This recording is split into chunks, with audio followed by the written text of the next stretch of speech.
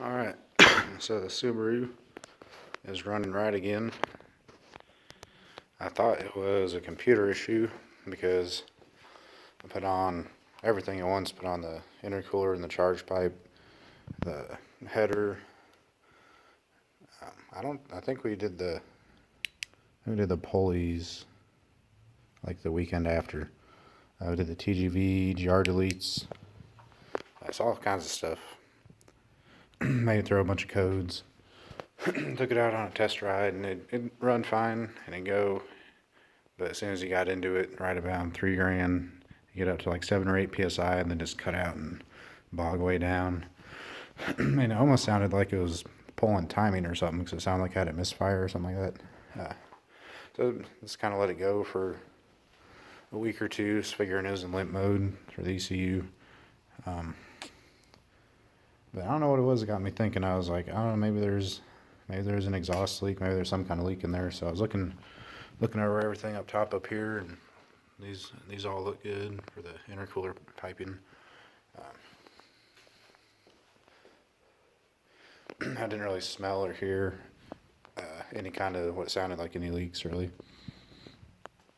But I guess it was just that noise I was hearing was just a really major boost leak on the charge pipe down on the bottom. With the Grim Speed, it comes with the charge pipe up here, and then the silicone couplers that connect down there onto the turbo, the outlet for the turbo. And where it connects to the turbo, that hose was like hanging almost halfway off. Like it was sticking off a substantial amount. We tightened everything down with all these screwdrivers real tight, but I mean I used I think it was an 8mm socket with an extension and put it on there, and I can spin it by hand pretty freely. So whenever you're doing that, messing with any of the couplings for the turbo or the air, make sure you tighten those things down really good because it came off like nothing. But now it's back running full boost. Runs really good with the setup I got on it so far. And over here in the Midwest, it's got a bunch of snow, so I mean it was just spinning the tires through all the gears, but it sounded real mean and shooting some flames out the back and everything, so it was nice. It sounds the same from before when he started up now. It's idled the same. It's just under load and just cut out real bad. But that problem is solved. So yeah, make sure you check all your connections. Make sure they're all good and tight with those hose clamps, because they come off and you'll have no boost. There's all the old parts they took off. Box full of OEM Subaru crap. Old intercooler.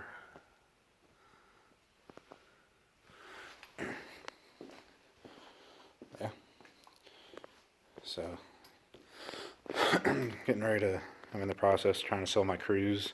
Probably won't get sold till tax season. Everyone has money, but once that thing gets sold, I'm gonna have enough to tune this thing. Probably get some wheels for it.